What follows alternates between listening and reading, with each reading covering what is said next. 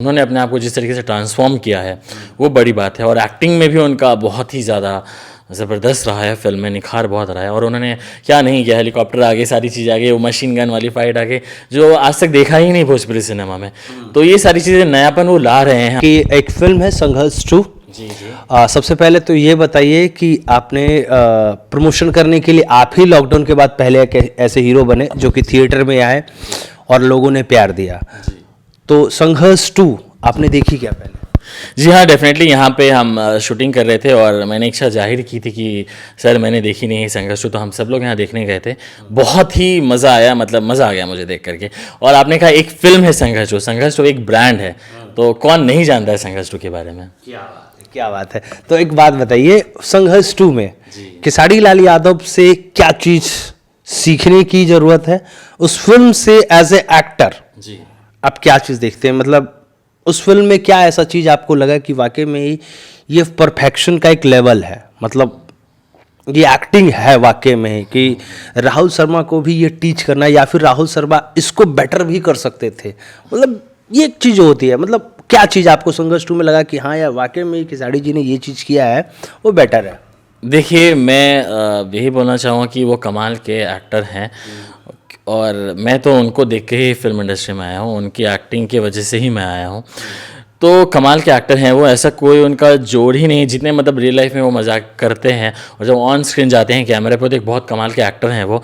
और कमाल की एक्टिंग की गई है फिल्म में, और जो मतलब उन्होंने अपने आप को जिस तरीके से ट्रांसफॉर्म किया है वो बड़ी बात है। और एक्टिंग में भी उनका बहुत ही ज़्यादा ज़बरदस्त रहा है, फिल्म में निखार बहुत रहा है। और उन्होंने क्या नहीं किया, हेलीकॉप्टर आ गए, सारी चीज़ आ गई, वो मशीन गन वाली फाइट आ गई जो आज तक देखा ही नहीं भोजपुरी सिनेमा में।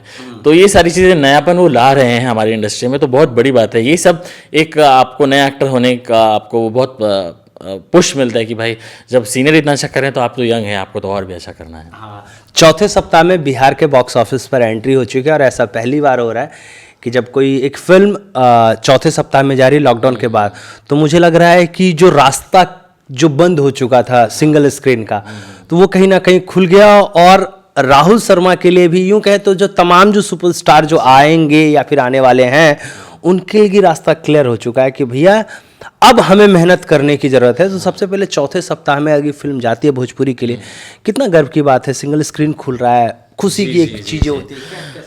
ये मैं बहुत खुशी की बात है क्योंकि बीच में क्या है हमारे थिएटर्स बंद हो गए थे, लेकिन अभी ऐसा है कि थिएटर्स बहुत सारे खुल गए हैं।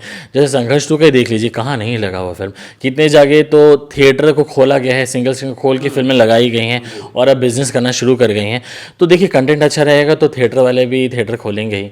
तो मेरा ये मानना है कि अच्छी फिल्में बन रही हैं और बहुत खुशी होता है क्योंकि रास्ता अगर आपका खुलते जाता है, आप नए कमर है, अभी आपको लंबा जाना है, तो हमारे लिए तो भाई अच्छी चीज़ है। न्यू कमर के लिए बहुत बड़ी बात है कि थिएटर्स खुल गए हैं तो फिल्म लगेगी तो दर्शकों तक जाएगी। हाँ, फिल्म के जो प्रोड्यूसर है रत्नाकर कुमार और सनम के प्रोड्यूसर भी वही हैं, और इधर राजा राम आप कर रहे हैं, उसके डायरेक्टर पराग पाटिल जी है। तो कहीं ना कहीं जो दोनों रिलेशन है, कनेक्शन जबरदस्त है और संघर्ष 2 में ये दोनों कनेक्शन ही देखने को मिल रहा है। तो इनके दोनों की कनेक्शन के ऊपर जो पराग जी हैं, रत्नाकर जी, इस पे कोई कुछ आप कुछ कहना चाहेंगे? मैं तो ये बोलना चाहूँगा कि देखिए न्यू कमर हूँ और आते ही इतने बड़े बड़े लोगों के साथ मुझे काम करने का मौका मिल रहा है, चाहे पराग सर हो, चाहे रत्नाकर सर हो, चाहे खेसारी भैया हो। देखिए आप खेसारी भैया को कैसे भूल गए, वो भी तो हैं इस फिल्म में। तीनों की तिगड़ी में मैं आया हूँ, तो भाई इनकी तिगड़ी तो बहुत ज़बरदस्त है, बहुत ही एकदम चर्चा में है और सुपर हिट ही देते हैं। तो मैं इसमें आया हूँ तो भगवान की ब्लेसिंग है और सबका इन लोगों का प्यार है कि मुझ में वो पोटेंशियल देखते हैं तो मुझे बुलाया है और काम कर रहा हूँ मैं उनके साथ, तो बड़ी बात है, अच्छा लगता है बहुत। तो क्या कहिएगा फैंस से, अगर फिल्म नहीं देखें तो एक्टर के रूप में अपील करना चाहेंगे या फिर फिल्म इंडस्ट्री के लिए कहेंगे कि भाई अच्छी बात है? किस तरीके से संघर्ष 2 के लिए फैंस को, मतलब मैं संघर्ष 2 के फैंस को यही बोलना चाहूँगा कि अगर आप लोगों ने नहीं देखा है संघर्ष 2 तो आपको प्लीज़ देखनी चाहिए, क्योंकि बहुत ही कम ऐसी फिल्में होती हैं जो बहुत अच्छी बनती हैं, जो आपको एक अंदर जोश भर देती है आपके अंदर। तो डेफिनेटली फिल्म देखिए ज़रूर, अगर आपने नहीं देखा है तो अभी फिल्म लग रही है तो आप ज़रूर जाके देखिए और अपना प्यार दीजिए फिल्म को जिस तरीके से आप दे रहे हैं ऑलरेडी। लास्ट सवाल, एक्टर को टीवी पे आना चाहिए या फिर 70 mm की स्क्रीन पे, जब वो ऑडियंस को देखे जम के सीटी बजाते हुए, गर्दा मचाते हुए, चाहे पीवीआर हो, हम बॉलीवुड की फिल्में भी देखते हैं तो पीवीआर में जम के सीटी बजाते हैं, तो वो 70 की स्क्रीन पे एक्टर को एक्टर बनना चाहिए, या फिर टीवी स्क्रीन पे एक छोटा सा बौना कैरेक्टर, जिस तरीके से डेली शो होता है भैया, आते हैं जाते हैं, लेकिन जो सुपरस्टार होते हैं जो 70 स्क्रीन पे आते हैं वो बनना चाहिए, या फिर टीवी के सुपरस्टार होने चाहिए? मेरा ये मानना है कि ये कम्प्लीटली निर्भर करता है एक एक्टर के ऊपर। जो एक्टर अपना सपना लेके आते हैं उनको किस जगह जाना है। जैसे मेरे शुरू से मैं क्लियर हूँ कि मुझे 70 पे ही दिखना है। ये मेरा शुरू से था कि मुझे 70 पे दिखना है, क्योंकि मैं एक्टर हूँ।